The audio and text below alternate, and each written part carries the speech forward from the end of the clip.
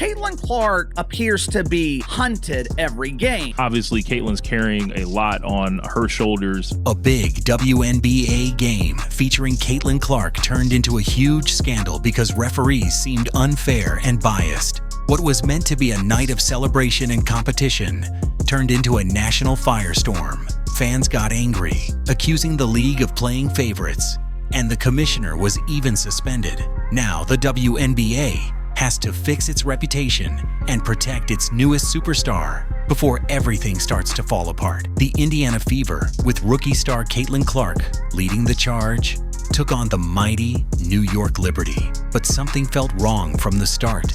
But at the same time, the Fever were on the wrong end of some whistles, it seemed, in this game, and it's seemingly been that way for much of the season, and it's been a recurring theme where there's a level of physicality allowed against them, and they're not allowed to reciprocate on the other end. The atmosphere was electric, the seats packed, and the cameras rolling. But instead of watching a fair, hard-fought battle, fans witnessed something troubling. Clark was getting shoved, grabbed, and hit, yet the whistle stayed silent. Meanwhile, Lexi Hull made a clean, textbook defensive play and was somehow called for a foul. The crowd was stunned. On national television, fans at home started to buzz with confusion and frustration.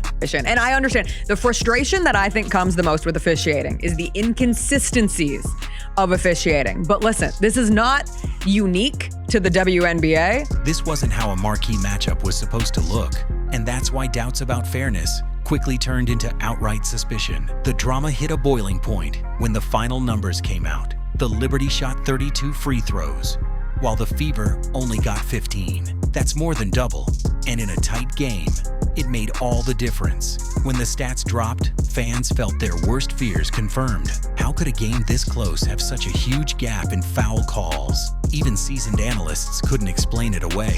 The numbers didn't just look bad, they screamed bias. And for many fans, that was the moment things stopped feeling like a sport and started feeling like something else entirely. After the game, emotions ran hot. Caitlin Clark and Sophie Cunningham tried to talk to the refs, but they were completely ignored, which only made things worse. No explanation, no acknowledgement, just silence. Coach Stephanie White came out swinging, calling the calls disrespectful and saying what fans were already thinking. This wasn't just one bad game. It was part of a bigger, ongoing problem. Her frustration wasn't just about one night. It was about protecting her players, calling out a broken system, and forcing the league to take a long look in the mirror. Because when even coaches can't get answers, something is seriously wrong. This wasn't just one bad night, it's part of a growing storm. Since Caitlin Clark entered the league, she's been shoved, hit, and blindsided, while refs looked the other way. Time and again, she's been the target of extra physicality with little to no protection. The jaw-dropping moment when Kennedy Carter slammed into her off the ball with barely a slap on the wrist was a warning sign. That should have been a flagrant foul, plain and simple. Instead, it was brushed off.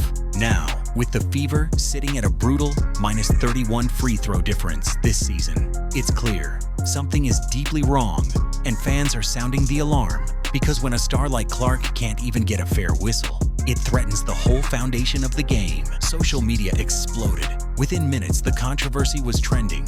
Fans weren't just upset, they were furious, accusing the WNBA of clear bias.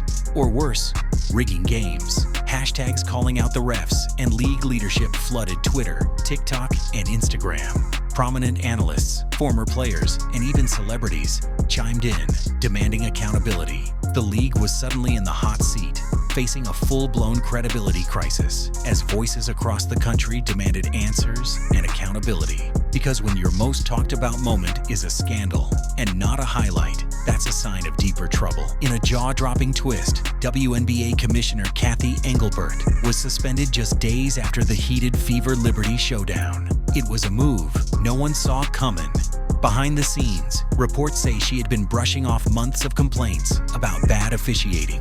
Coaches, players, and even owners had reportedly raised red flags, yet nothing changed. For league execs already fed up and embarrassed, this game was the last straw. The pressure was too much, The public heat, too intense. While the league called it accountability, insiders say it was pure damage control, because letting things spiral for this long showed a failure of leadership that could no longer be ignored. Rumors of favoritism toward the Liberty caught fire, and it wasn't just talk. It was backed by moments fans couldn't forget. People quickly brought up the moment Commissioner Engelbert celebrated in Liberty colors during last year's finals, an image that had already raised eyebrows and sparked quiet concerns. Since then, every sketchy call favoring the Liberty has only added fuel to the belief that the league protects its golden team.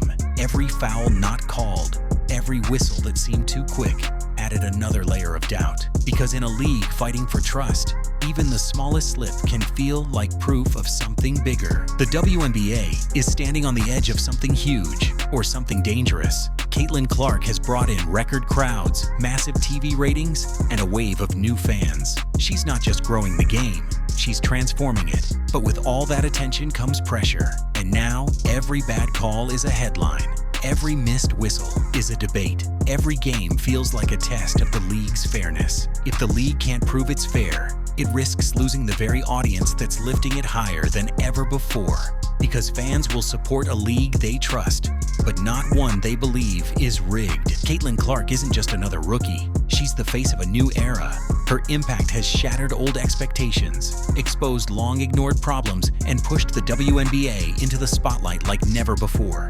She brings excitement, passion, and a new generation of fans. But while suspending Commissioner Engelbert sent shockwaves, for many fans, it felt like a delayed reaction to a crisis that's been building for far too long. It was a loud move, but one that came only after too many quiet failures. Because real change doesn't start with punishment. It starts with listening and acting before things go too far. Think about it. Would any of this have happened if Caitlin Clark wasn't in the league? The only draw in your league, the only player capable of selling tickets, is potentially out for an extended period of time. Her presence has brought in millions of eyes, and with that, an expectation that things be done right. That alone shows just how powerful her presence is, and how fragile the WNBA's rise really might be. Because if the league only acts when under fire, it's not leading, it's reacting.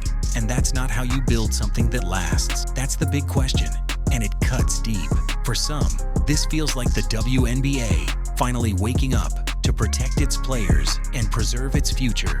But for others, it's a warning sign that the league may be more focused on damage control than real change. Either way, what happens next could define the WNBA for years to come. Because this isn't just about one game or even one season.